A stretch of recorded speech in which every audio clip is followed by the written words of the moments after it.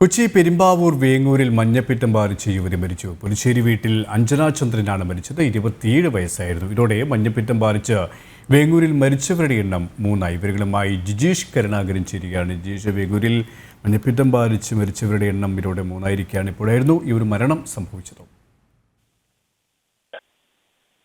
K P, ഇന്ന് ഉച്ചയോടെയാണ് മരണം സംഭവിച്ചത്.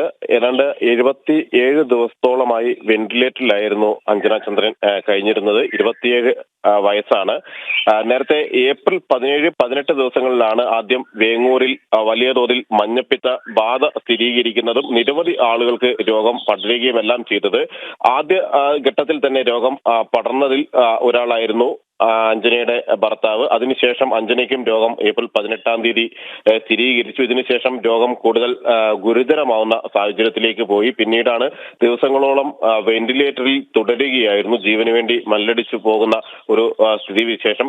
ഇതോടുകൂടി 3 പേരാണ് വേങ്ങൂരിലെ മഞ്ഞപ്പിത്ത ബാധയെ തുടർന്ന് മരണപ്പെട്ടിരിക്കുന്നത്. വലിയ തോതിൽ തന്നെ ഒരു പ്രദേശത്തെ ആകെ രോഗഭീതിയിലാഴ്ത്തുന്ന സാഹചര്യം തന്നെയായിരുന്നു സംജാതമായത്. പ്രത്യേകിച്ച് വാട്ടർ അതോറിറ്റിയുടെ പൈപ്പിലൂടെ വന്ന മലിനജലം കുടിക്കാനിടയായതാണ് ഇത്തരത്തിൽ രോഗം പടരാൻ കാരണമായത് എന്ന് വിവിധ പഠനങ്ങളിലെല്ലാം പരിശോധനകളിലും വ്യക്തമാവുകയും ചെയ്തു.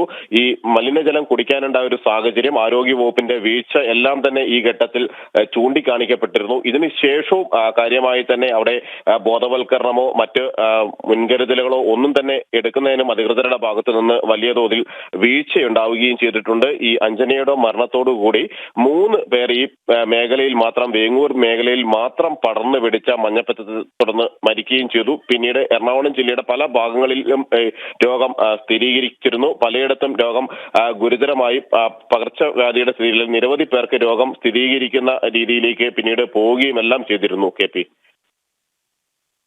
കൊച്ചിയിൽ നിന്നും ജിജീഷ് കരുണാകരനാണ് വിവരങ്ങൾ നൽകിയത്.